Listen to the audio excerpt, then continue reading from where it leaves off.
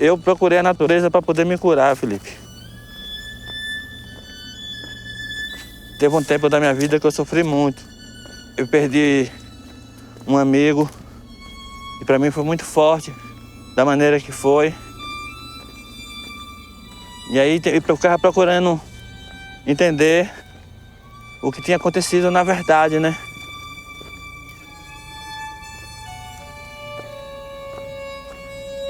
E aí para mim era difícil ir procurar a igreja, procurar alguma religião para me poder manter tranquilo naquilo.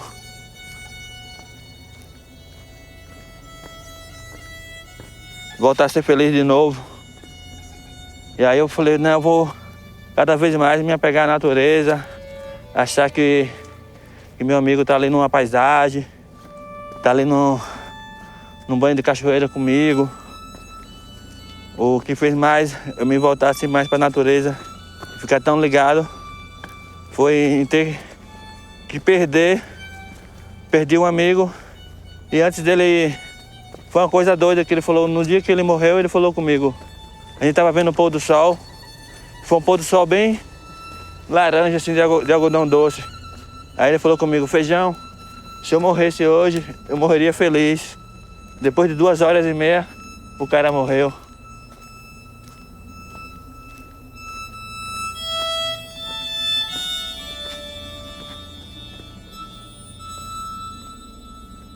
E parece que o cara já sabia que ia morrer.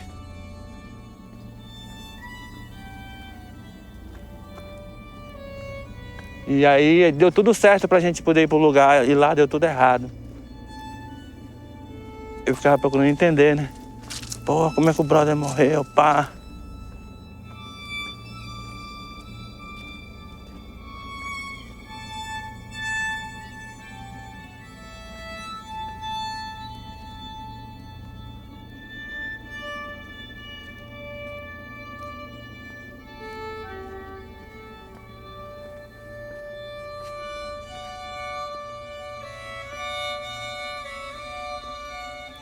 Há muito tempo eu ficava tentando entender, agora eu prefiro ficar com a onda da natureza mesmo, de achar que o cara tá ali.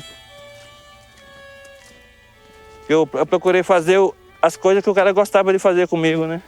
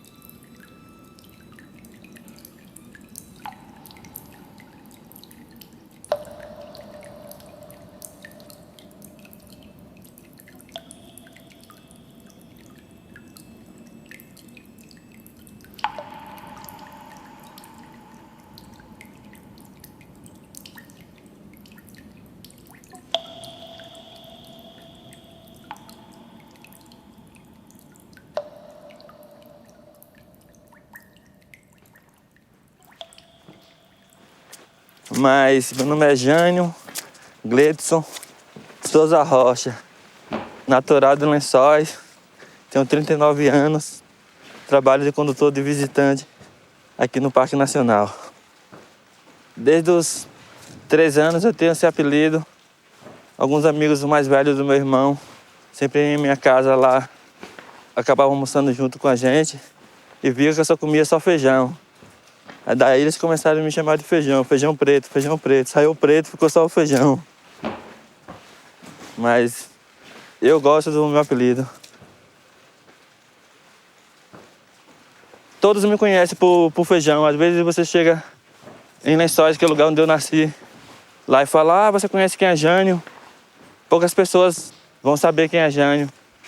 Mas se você falar feijão, aí todo mundo conhece. eu como feijão.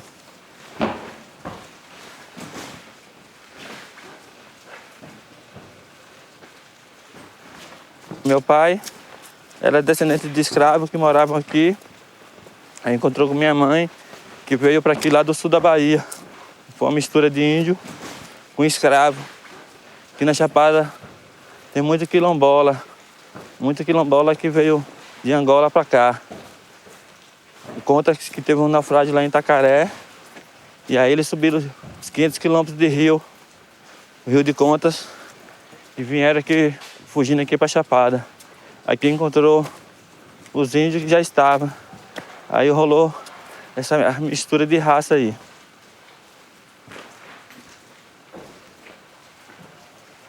Meu pai trabalhava com garimpo. A gente tinha garimpo e trabalhava com agricultura também, com roça, com plantio. E às vezes trabalhava com construção. Construção foi logo quando fechou o garimpo. Porque ele não podia trabalhar mais com garimpo. Aí tinha roça e começou a trabalhar com construção. Construção civil.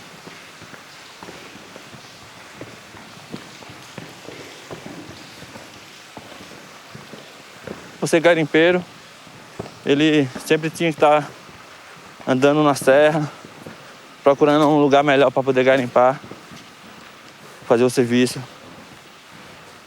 Ele tinha mais 2 irmãos que faziam as mesmas coisas também. Eles moravam juntos na serra.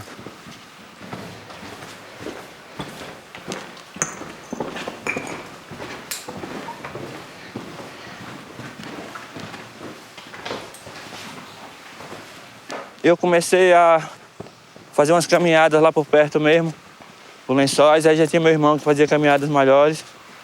Aí fui algumas vezes com ele.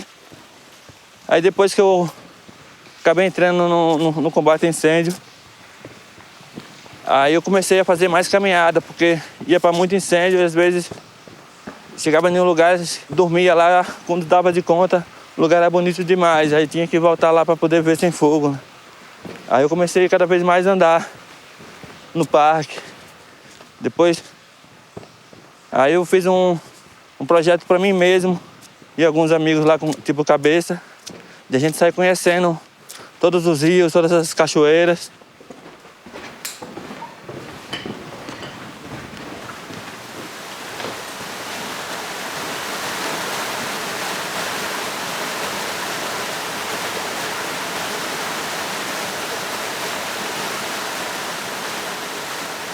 No máximo que eu já fiquei assim foi uns 20 dias sem vir pra serra. Passou dos 20 dias, aí eu já não consigo ficar mais na cidade. Vendo só a previsão do tempo do Jornal Nacional não dá, né? Tem que vir pro mato.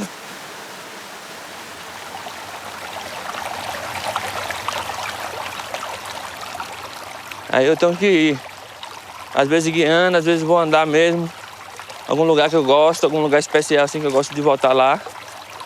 Sempre eu tô indo. Eu não fico um mês sem fazer uma caminhada de uns 3 dias, 4 dias não. Mesmo não guiando, eu vou. Minha mulher já me conhece, ela sabe que eu tenho que ir.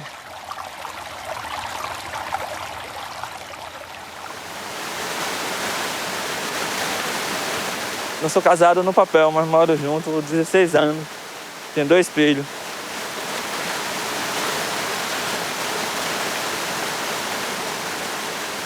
Não dá pra levar pra Disney, eu levo pra andar aqui dentro do parque mesmo. Eu saio do Pati e vou pra Cachoeira Encantada. Vou da Encantada pra Cachoeira da Fumacinha. A sensação de entrar com seus filhos, nadar na cachoeira foi boa demais. Foi uma das maiores sensações que eu já tive, assim.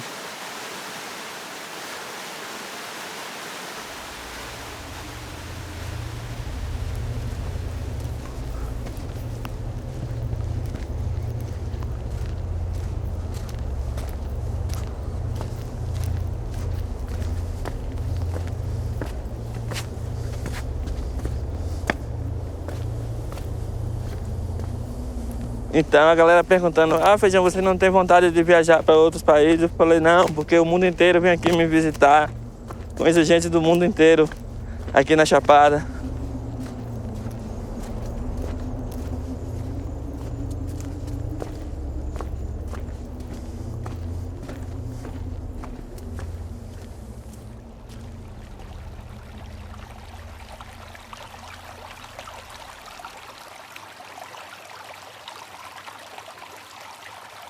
A gente foi fazer uma travessia lá no sul. Eu já conheci algumas meninas lá de São Paulo e apareceu uma menina toda aquele cabelinho liso, toda maquiada, de batom, de sobrancelha feita, e com uma botinha com a meinha rosa. Aí a gente perguntou, falou assim, e essa Barbie Track aí, vai com a gente? Aí a galera, todo mundo deu risada, e ela ficou puta porque a galera deu risada. Aí pegou o bullying com ela, né? O Barbie Track, virou bullying com ela. Mas na verdade essa menina é muito gente boa.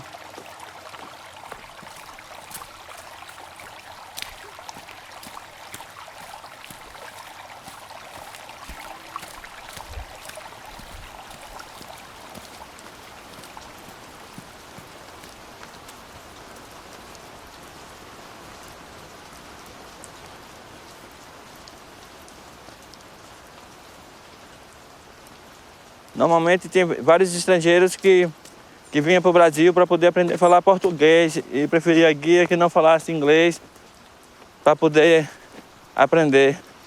Mas já teve várias situações assim, tipo, de eu estar guiando uma menina da Holanda, chegar na Cachoeira da Fumaça, encontrar um guia de lençóis, tipo, com seis estrangeiros, e só ele falava inglês. E aí começou a chover, a chover muito. E aí daí eu decidi não vir embora e ficar lá para ajudar ele. Daí daqui a pouco já escureceu. E eu, como eu andava bem com a outra menina, a gente não levou a lanterna, porque a gente ia voltar com luz ainda. Só que começou a chover muito e a gente decidiu ajudar o cara.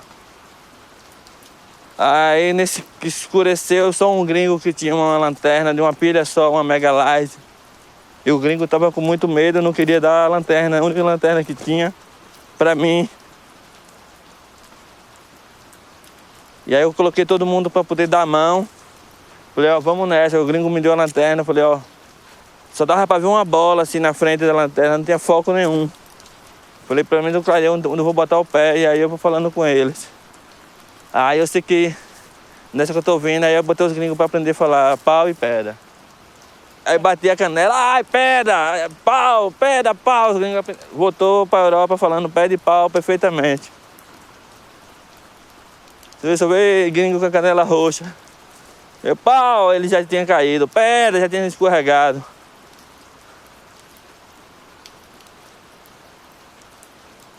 O que você faz em 1h30, a gente gastamos quase 6 horas de caminhada. Saímos lá 4 horas, chegamos 11 da noite.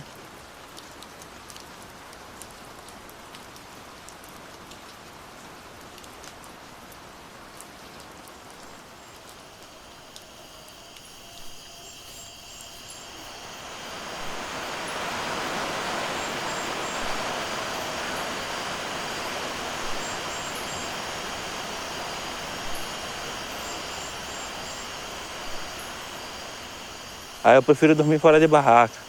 O tempo tá bom. Vale muito a pena você dormir na beira de um rio, seguro, sem chuva. Só esticou o isolante ali. Só sentir a brisa do rio e o barulho. Eu prefiro.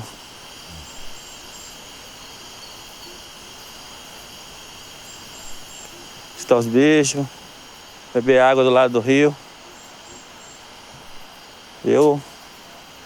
Se não tá chovendo, ninguém me vê dentro de barraca.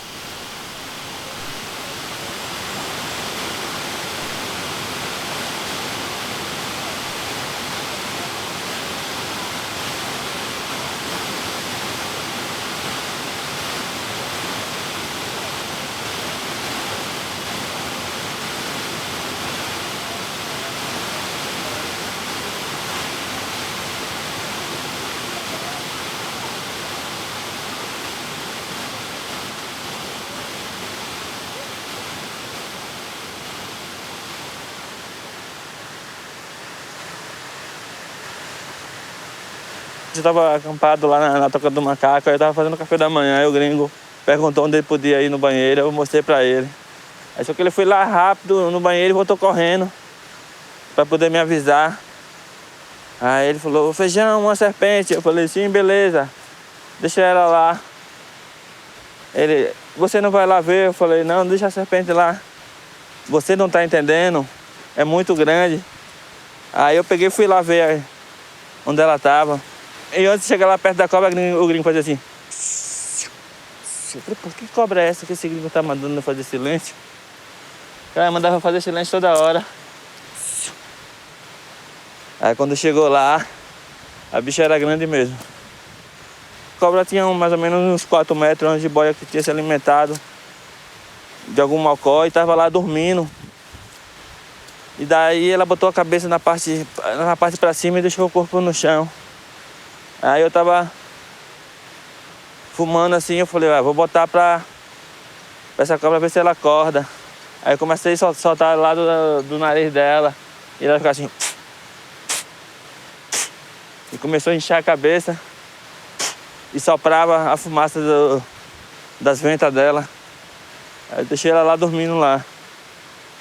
Não botei fé, falei, rapaz, essa aí é pra gringo da Psyu mesmo.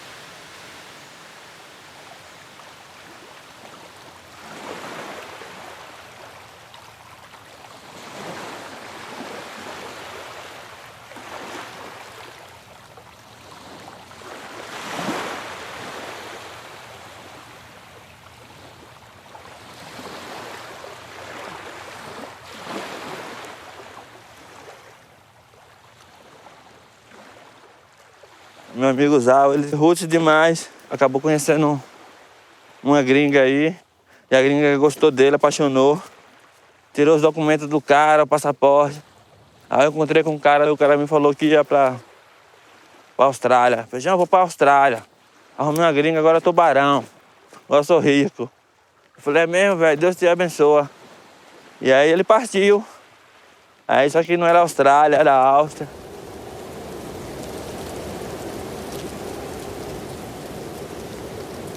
E aí o cara não tinha nem roupa preparada pro frio lá. E a gringa levou o cara, porque ela levou ele para lá logo no inverno. Porque no verão de lá ela tava passeando aqui. E aí o cara falou que ficava o dia inteiro dentro de casa, que a gringa saía para poder trabalhar.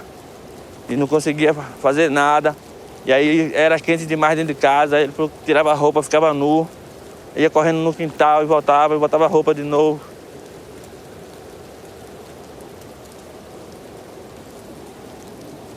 O cara passou frio, falou que todo dia tinha que chorar. Chorava todo dia quando via a gringa, e aí ia chorando quando abria a porta. Aí chorava. Aí ela decidiu mandar ele vir embora. Aí eu achando que ele estava na Austrália. Aí quando ele chegou aqui, quem me contou isso foi ele.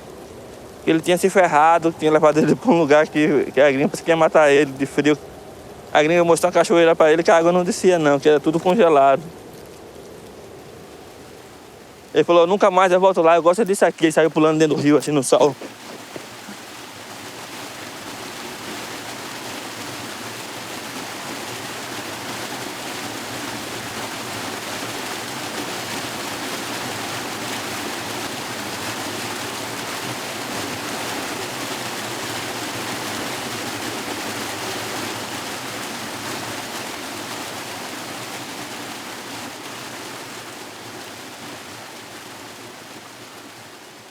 No verão você tem que ficar muito esperto que chega água rápido. Porque lá em cima tem um gerais do Mochambombo. Ele é muito grande, ele despeja água tudo por aquele lado de lá.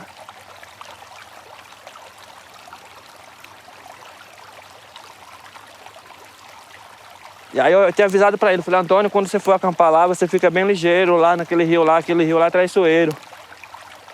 Aí ele tava com um alemão e acampou lá na beira do rio.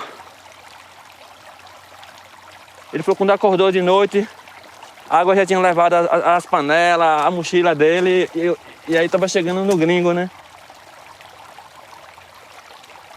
Aí quando chegou no gringo, o gringo dormindo na barraca. A água começou a arrastar o gringo, ele teve que puxar o gringo seguro na barraca. Aí o gringo se ralou todo. Ele puxando a barraca montada com o gringo dentro. Bom que ele conseguiu tirar o cara. O cara não, já é um senhor de 60 anos.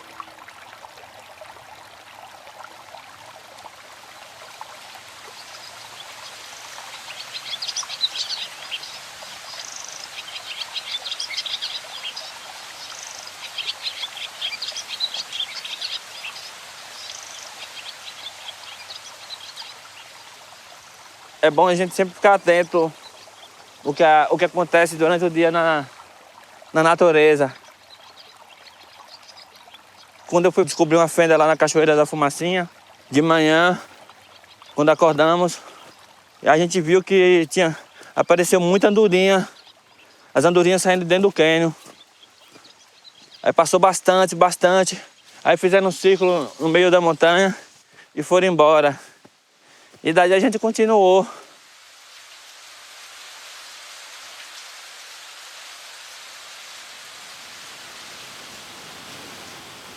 Aí quando a gente chegamos na Cachoeira da Fumacinha, de repente apareceu uma andorinha e ficou circulando lá dentro do poço. Aí eu brinquei com o Thiago, falei: Thiago, essa andorinha acordou tarde e perdeu as outras.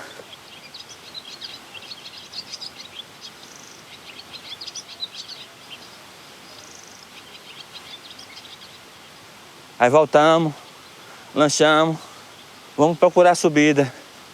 E aí começamos a procurar subida e não achava. Já era 3 horas da tarde. Já tinha praticamente já desistido. Só que todo dia, final do dia, eu gosto, quando eu tô na natureza, de fazer a leitura do dia. Aí eu falei com o Thiago: ó, Thiago, de manhã, quando a gente chegou aqui, sentamos nessa pedra e as andorinhas vieram de lá. O caminho deve ser lá.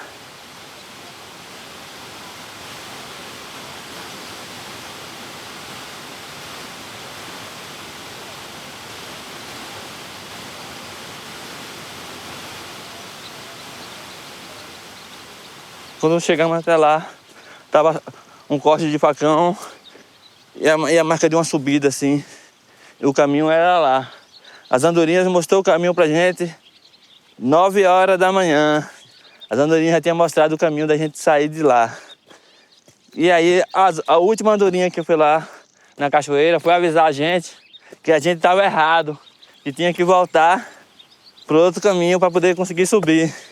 Só que a gente não estava tão conectado com a natureza naquele momento ali, que a gente não conseguiu sacar o toque que ela deu pra gente.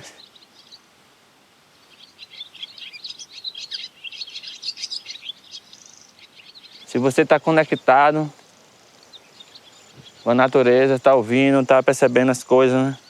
Que a natureza sempre dá um sinal em tudo que ela vai fazer.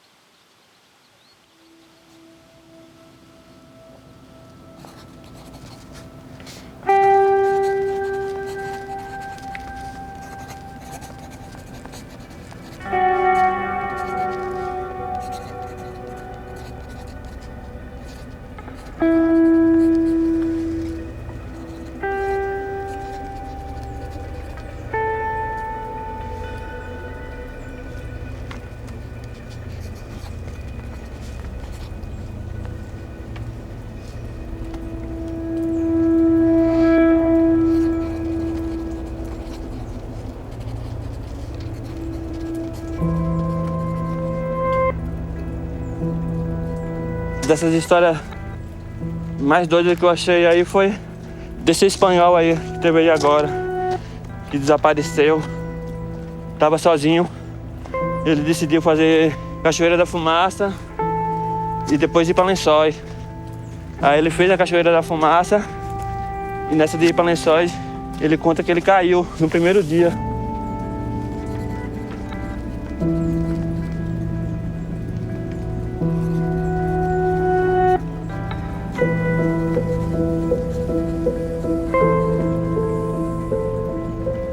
Caiu, quebrou o joelho, o pulso, os dentes. E daí ele desceu mais algumas quedas d'água. Se rastejou 40 metros em 2 horas. Ele conta Que aí ele abandonou uma mochila maior, pegou uma blusa de frio. E aí conseguiu chegar até debaixo dessa pedra e ficar.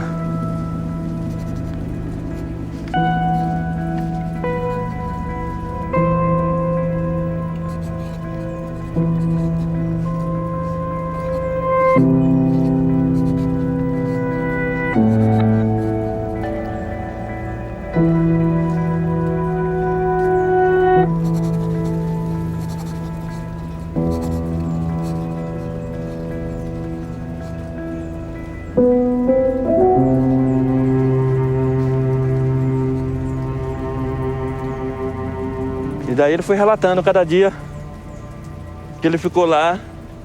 Ele conta que nesse lugar só batia 2 horas de sol por dia. Teve um dia que ele viu muito helicóptero, porque foi no período que tava tendo uns incêndios. Mas ninguém sabia que ele tava lá.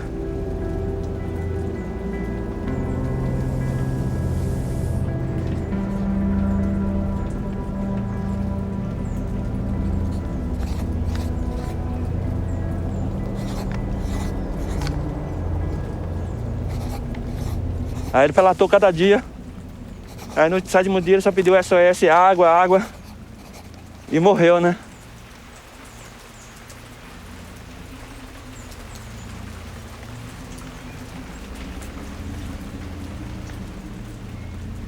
E daí um colega nosso lá de Lençóis, depois de 1 ano e meio, achou um saquinho com um bilhete que ele tinha feito, que tinha acontecido com ele. Que o cara foi achar esse saquinho com o passaporte dele e com essa carta que ele escreveu.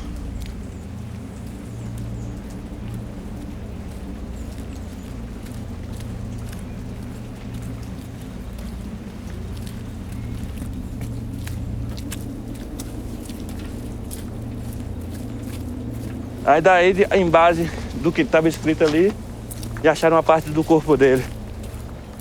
E aí levou para fazer o DNA.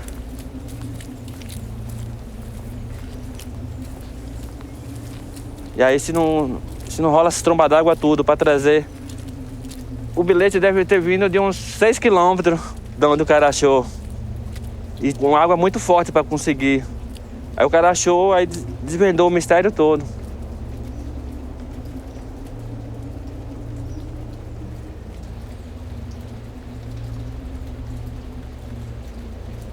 Foi bom que a família teve uma resposta, né? Imagina, o cara veio pra cá fazer trilha e sumiu. Porque a galera já achou outros corpos já, mas não sabe de quem era, né?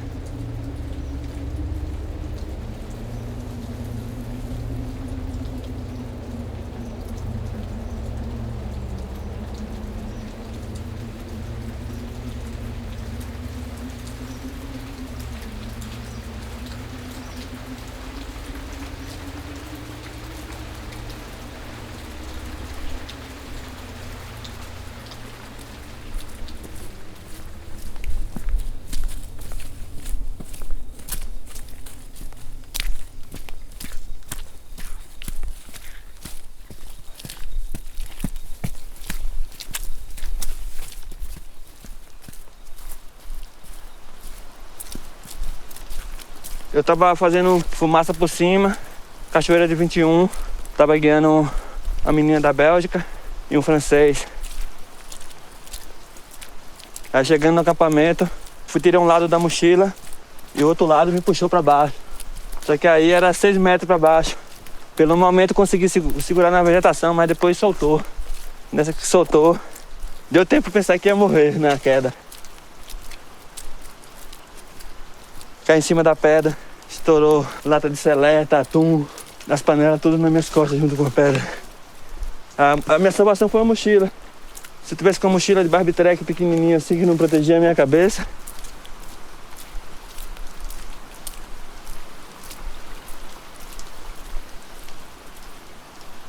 Aí também quando eu caí lá, perdi logo a fala. Perdi a fala e fiquei lá um tempo lá deitado. Aí quando eu consegui abrir o olho, só vi que eu tava vivo. E sangue me escorrendo assim, eu falei, tô vivo, velho.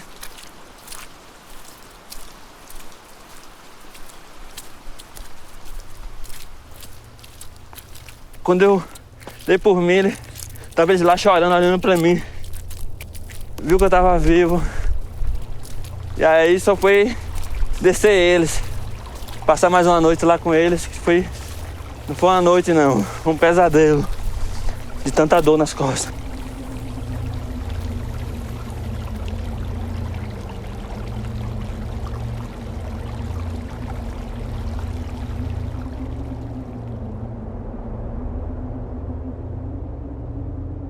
Quando eu cheguei em Lençóis, lá, pra poder ir no hospital, eu chamei minha mulher tava brava comigo.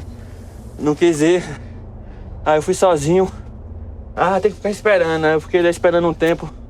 Aí tava demorando demais, falei, vou pra casa.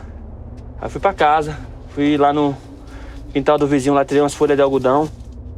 Peguei algodão, enxofre, pisei com um pisador mesmo, as folhas, botei um pouquinho de enxofre, a água e comecei a tomar. Aí comecei a sair o sangue de dentro, né? Mas fiquei um tempo, dava uma passada maldada, machucava, botava a mochila, doía. Aí até se curar.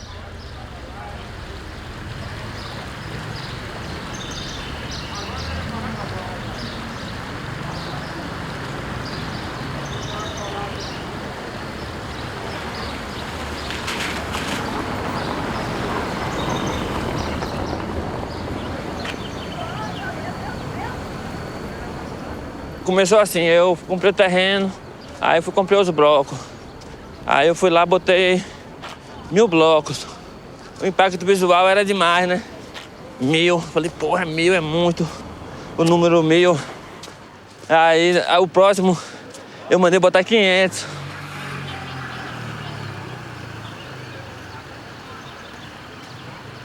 Já não tava aguentando mais carregar, porque já tinha carregado 1000 na cabeça. Falei, vou comprar um jegue. Negociei o preço do cara com jegue. O cara me vendeu por 20 reais. Aí só a cangaia do jegue foi 200. A cangaia é mais cara do que o jegue.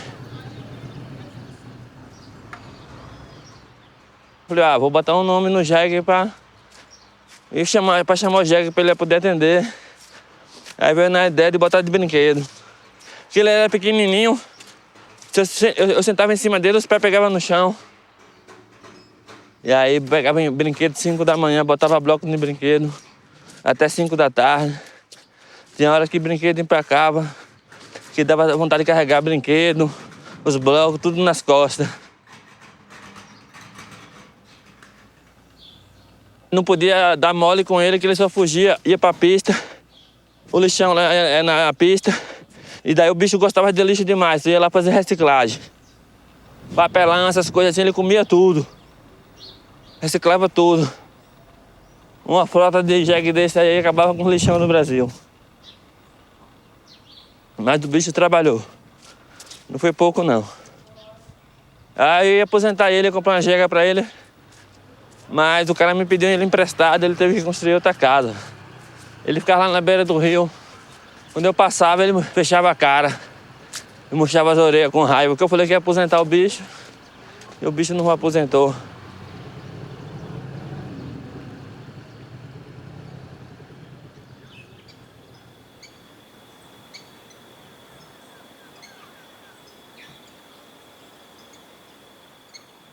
Cabeça é meu parceiro de caminhada aí. Sempre tá nas aventuras aí.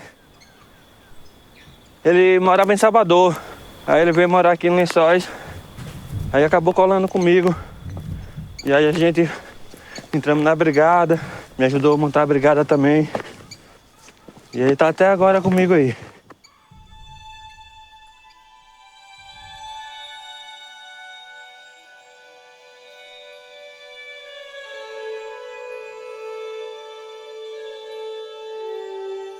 Ele estava guiando um grupo de Israel.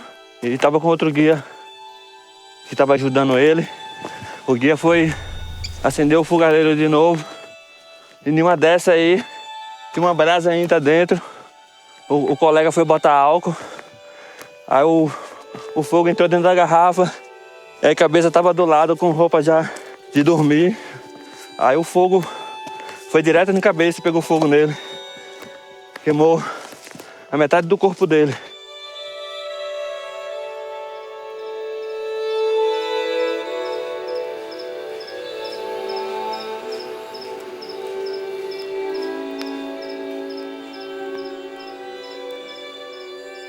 Ele achava que ele ia morrer se ele pulasse dentro do rio. Aí outro guia apagou fogo com as mãos, mas também ficou com as mãos tudo queimadas.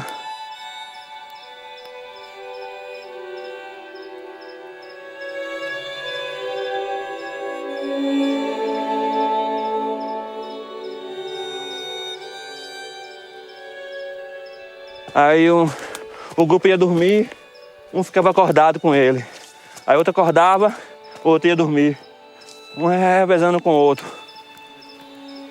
Então outro guia teve que correr por 4 horas e conseguiu um sinal de telefone que ligou pra gente lá em Lençóis. Chegamos lá, amarramos ele lá na maca e subimos com ele.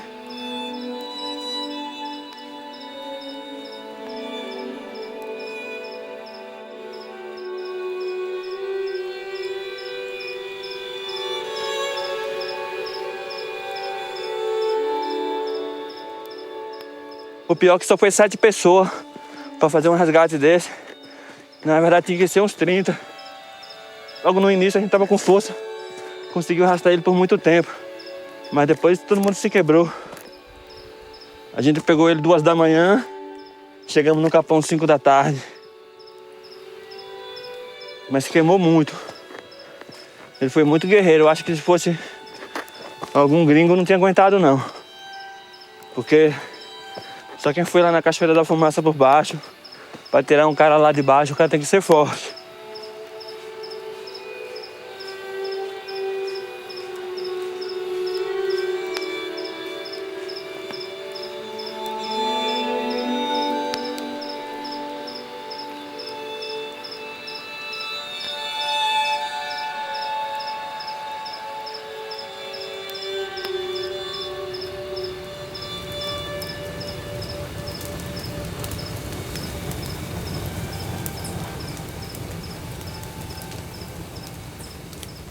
O fogo, às vezes ele é incansável, né? E aí a gente apaga ele, um dia ele vence da gente, um dia a gente vence dele, mas ele sabe que encontra umas pessoas no caminho dele que não vai desistir de ver ele apagado na serra.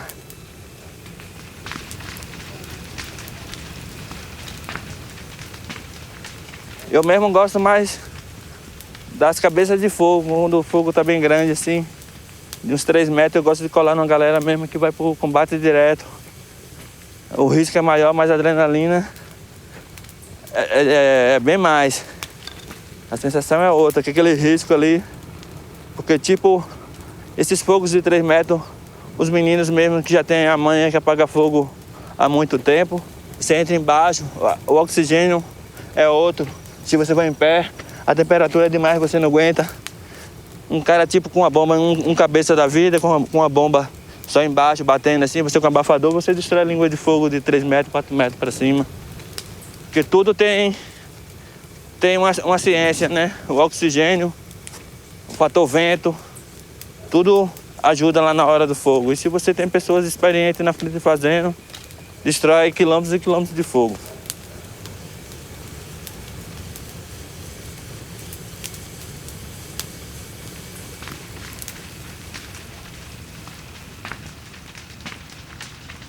Na brigada eu tô desde 97 lá.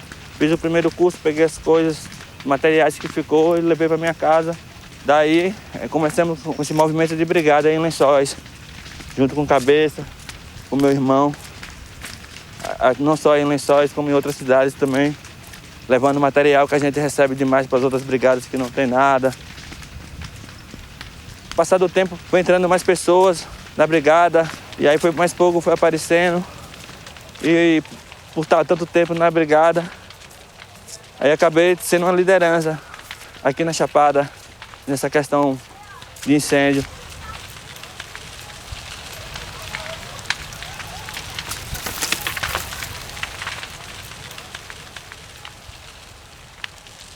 Lá na brigada todo mundo lá é voluntário, não tem remuneração nenhuma. E a gente, quando tem fogo, a gente às vezes já divide o custo, a gasolina com a gente. E outras vezes a gente mesmo fala com os parceiros e os parceiros ajudam.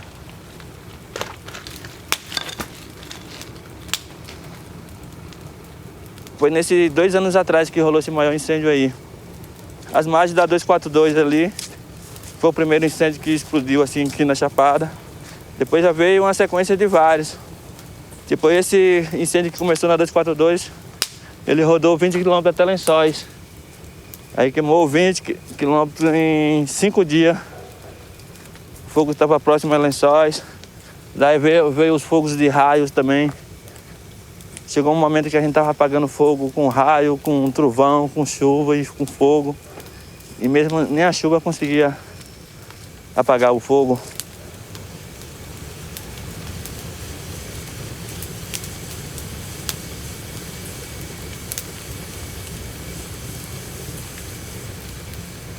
Marta, eu já moro com ela há 16 anos. Eu já fazia parte da brigada e ela acabou entrando na brigada junto comigo. As meninas, quando estava tendo incêndio, elas sempre procuravam ajudar de alguma forma. Umas meninas já são escaladoras, outras são guia. E daí, quando rolou o incêndio, elas colaram lá na brigada. E às vezes a gente falou para elas fazer sanduíche, cortar tomate, cortar queijo. Mas elas queriam mesmo, algumas era ir para combate. E aí elas foram para combate, montaram um grupo delas. E daí a gente ia com uma pessoa experiente que já tem curso com elas para poder ter uma noção. E elas não iam para o combate direto, sim para o rescaldo. É porque a gente vai para as cabeças maiores e as menores fica brasa, né?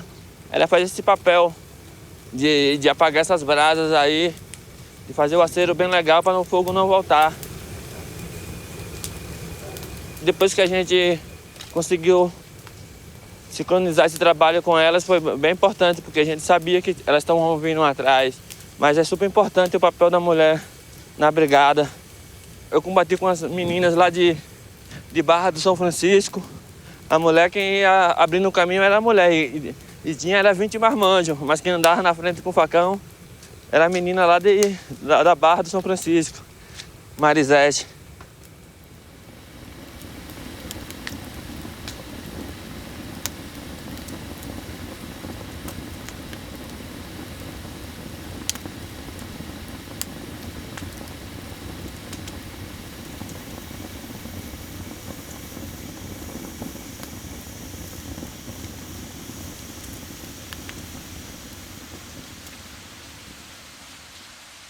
Às vezes, quando eu não estou guiando, eu gosto muito de andar na montanha.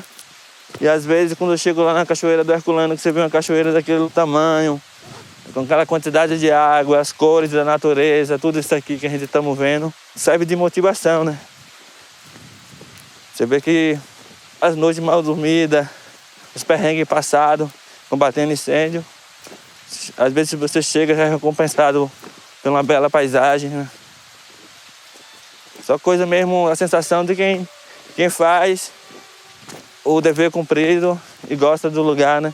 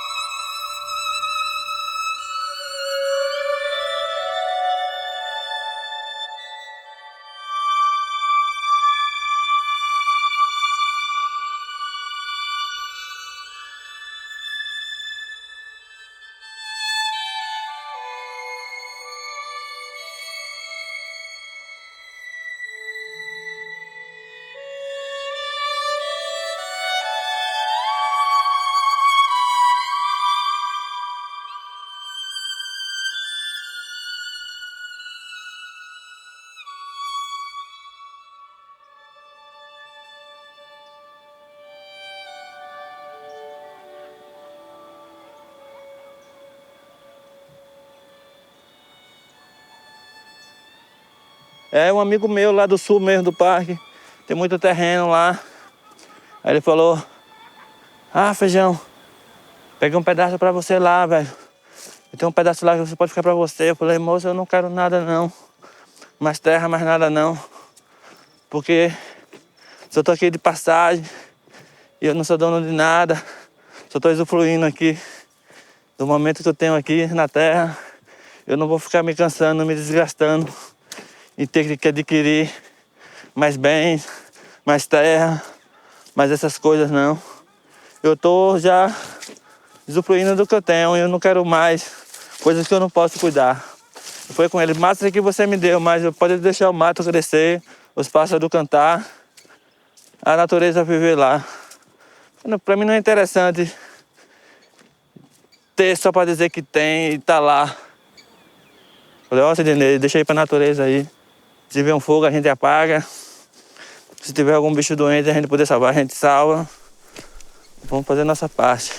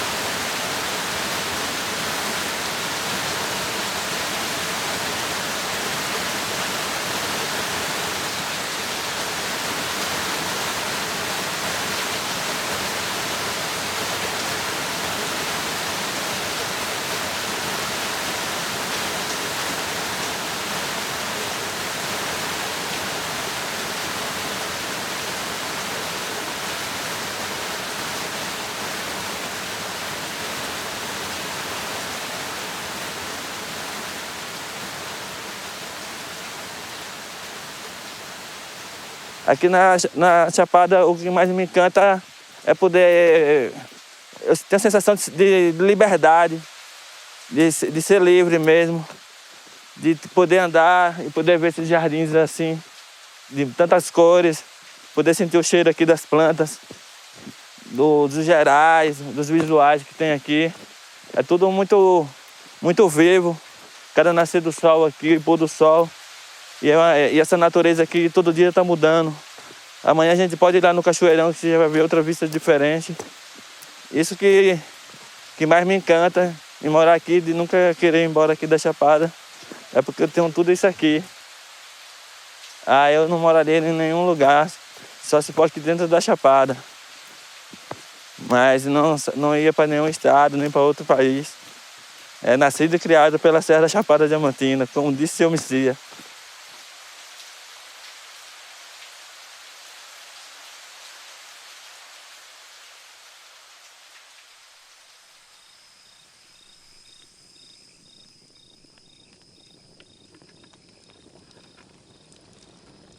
Esse seu Messias ele já faleceu, mas quando eu conheci ele foi doido, porque a gente tava fazendo a travessia, e aí chegamos lá muito cansado, e tava um velho de paletó no meio de um gerais, e dando risada, e acabamos acampando lá na casa dele.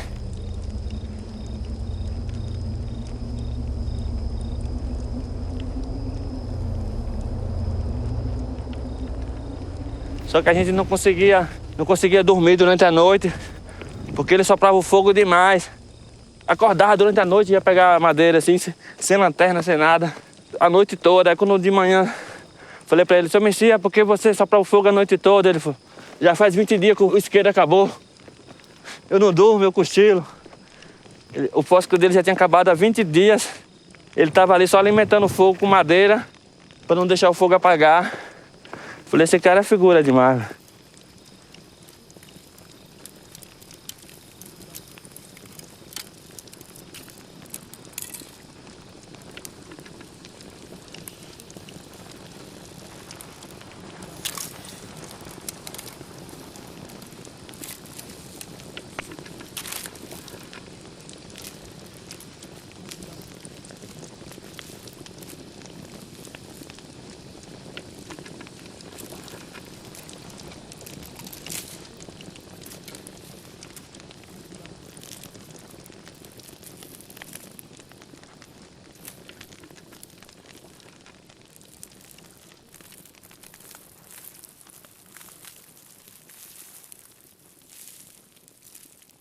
Esse cara acabou morrendo lá em cima da serra mesmo. A gente não sabe se foi uma cobra que mordeu ele, não sabe se foi de fome. E aí achou o corpo dele e do lado achou da cachorra. A cachorra que ficava com ele, né? O cachorro ficou lá do lado do corpo e acabou morrendo também.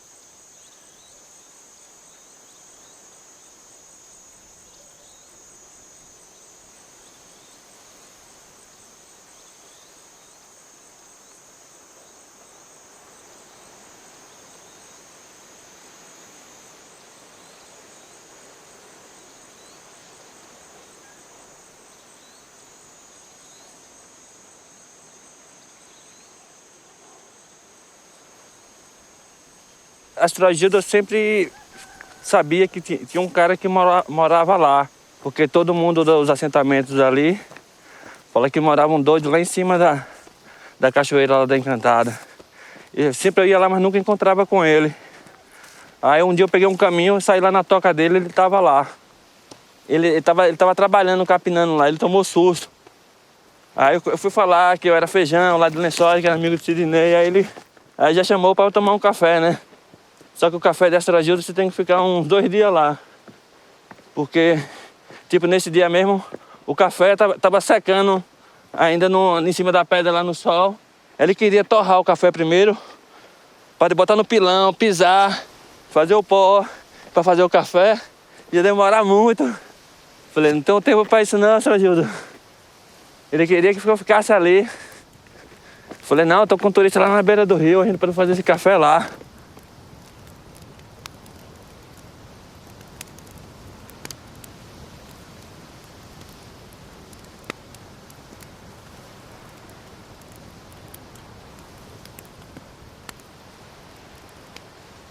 Quando fechou o garimpo aqui na Chapada, uma parte lá do parque, lá, a galera começou a catar sempre viva e avenca. E essa área onde ele mora lá tem muita essa planta, né? Avenca e sempre viva. Aí empregava muita gente aqui na Chapada. E ele era catador dessas plantas e garimpeiro. Acabou se apaixonando lá por cima da Encantada e acabou ficando lá. Aí ele planta algumas coisas lá na toca. Aí vai lá no rumo, nos assentamentos, troca algumas coisas por comida que ele não tem lá e foi ficando lá. Ele fala que tem 32 anos morando lá, mora sozinho. Ele é uma cachorra.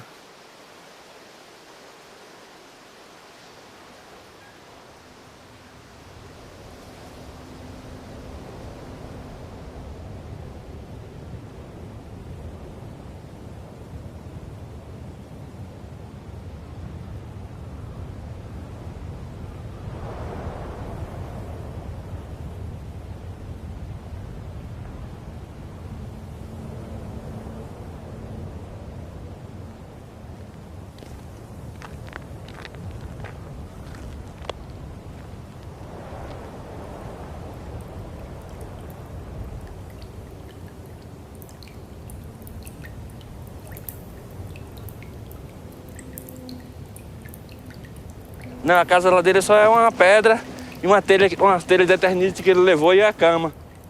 Só cabe só a cama dele que ele fez de pau.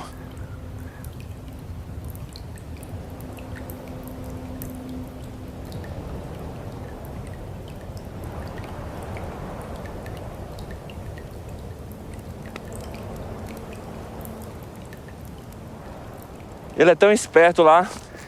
A panela dele mesmo ele só lava por dentro, porque se cozinha tudo na temperatura.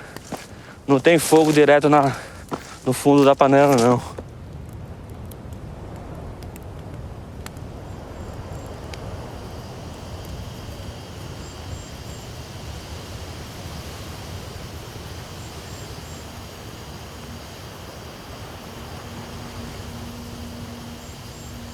Aí ele anda só durante a noite. Diz dele que é porque a hora melhor de andar, né?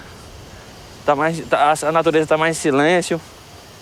Aí eu falei, Astrogildo, o pessoal lá dos assentamentos fala que você só anda nu durante a noite. Aí ele falou assim, é o que o povo fala. Não confirmou não, é o que o povo fala.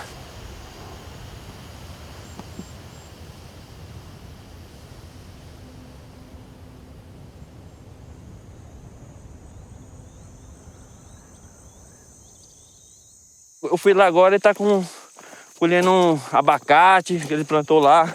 Tem uns pés de aipim, tem uns feijão verde. Ele planta um arroz lá também. Mas ele arma muita armadilha também pra comer uma carne. Lá em cima tem muito tatu. Tem veado. Tem catitu também. Porco selvagem. E às vezes ele fica de espera, né? Contra o vento, né? Pro vento não levar o cheiro dele.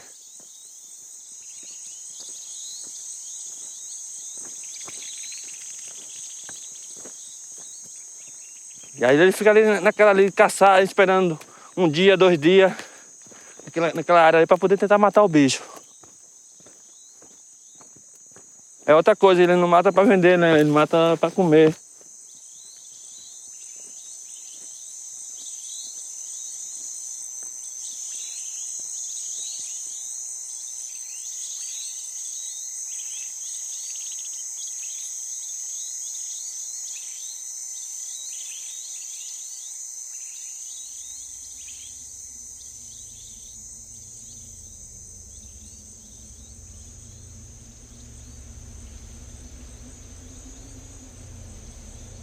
Aí sempre quando eu comecei pra lá, comecei a levar presente pra ele, levar algumas coisas pra ele. E aí acabei ficando amigo dele.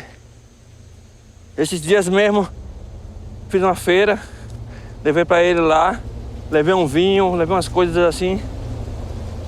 As tragédias não tava lá, aí deixei a comida lá. Depois de 2 meses eu encontrei com ele.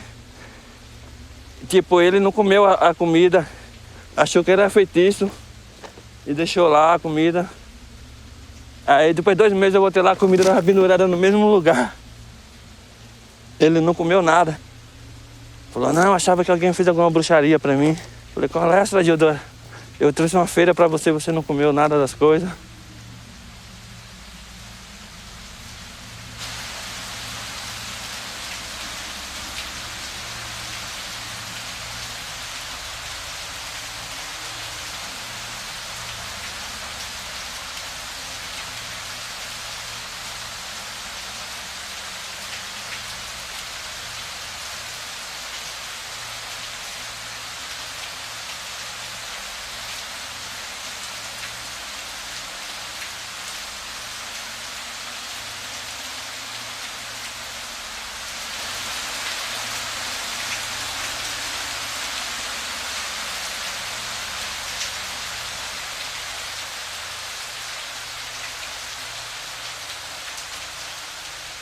Eu acho engraçado quando tem mulher no grupo.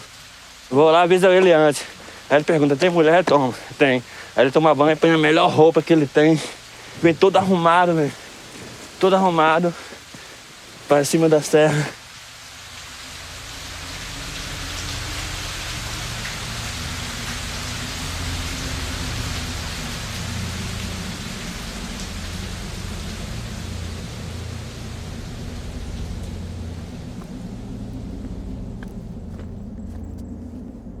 Como ele não tem mulher, sempre eu passo num posto de gasolina aí, vendo aquelas revistas de mulher pelada, eu acabo levando lá pra Astrogildo.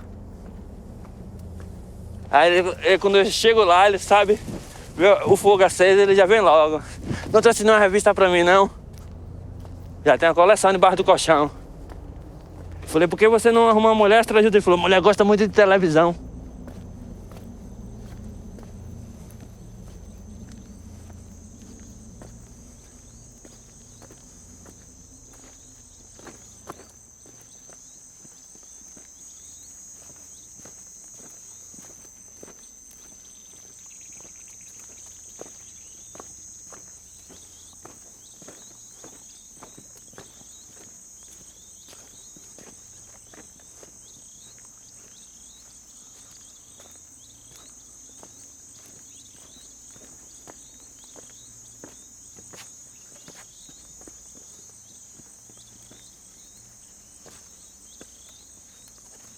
ele fica muito tempo sozinho. Quando você chega lá, ele não quer que você vá embora.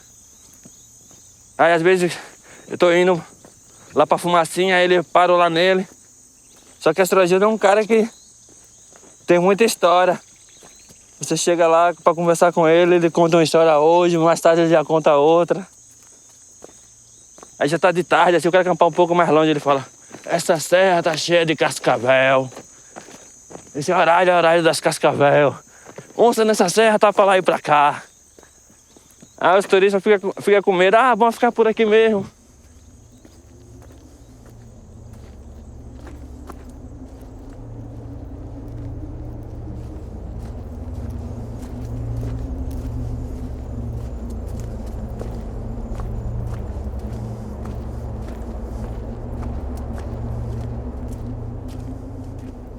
Eu tenho vontade de morar lá em cima da serra ainda. Sempre falo lá com os meus filhos. Depois que eles estiverem maiores aí, eu pretendo morar num lugar daquele lá. Tipo onde o Astrogildo mora ali por perto. O cara vive no horário da natureza mesmo. Sabe a época certa de plantar. Sabe a época certa da chuva.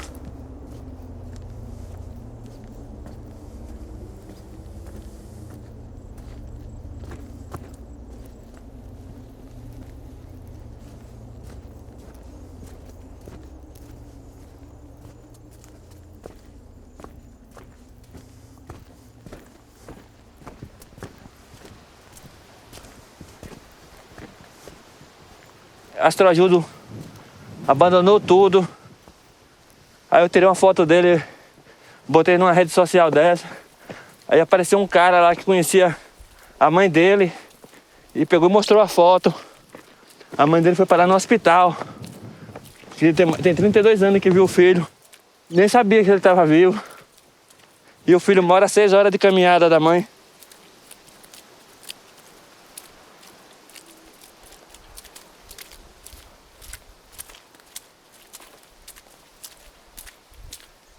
Uma pessoa que toma uma atitude dessa, todo mundo fala que tá ficando doido, né? É o cara tido como doido. Às vezes chega lá na cidade pra comprar alguma coisa, a galera não dá tanta moral, não. O cara é doido, o cara mora lá em cima da serra. E você acha que ele é doido? Não. Ele não é doido, não. É só porque ele escolheu isso mesmo pra ele. O cara é feliz. Ele é feliz lá.